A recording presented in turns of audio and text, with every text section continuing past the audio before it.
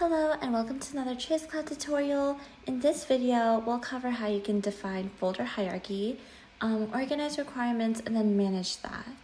I'm sure if you have a Windows, Mac, or Linux desktop, you'll understand the concept of how operating systems give us a folder view or a file explorer or a place where you have folders and subfolders where you can organize your work inside of that.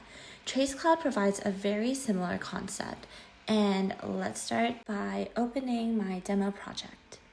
As you can see, I have my requirement types on the left-hand side in the folder explorer, but each of these requirement types can be broken into subfolders on the right.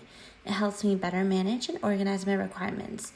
Now, the beauty of this is once I put those said requirements or objects into these subfolders, I can easily bulk move or move requirements between or across them without going through some kind of big workload. So to do that, all you have to do is click on the requirement and then click more actions, and then you should be able to see the option move. And then once you click that, choose which folder you want to move it to, and then that process is complete. I could go use the configure project feature to go manage access. For example, I had defined roles where it's basically a collection of people, right?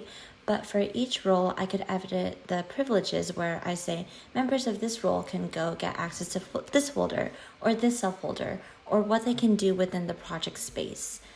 This essentially gives me an accurate and extremely granular way of managing who can get access to my objects and what they can do. Based on that, I can define subfolders and a subset of requirements that go into that folder. And now I have a sort of folder hierarchy made. The way to actually do this is let's return to the home and main project. Then you want to click a folder at the top level. Once you right click, you should be able to see the button folder management. And then this screen pops up. You then want to click create a subfolder and then enter a folder name, a description, and then click create folder. Now, if I wanted to move all my requirements, I can click the top level folder of where those requirements are stored, right click, and then choose the create report/bulk update option. I can run the report and then select all the requirements I want to move. Then you would want to choose bulk action, standard actions, and then there you can see where to move your requirements to. And then I just choose a folder I want to send it to. And then the process is as simple as that. Now, this automatically sends all those requirements to my subfolder, and I also automatically get folder metrics.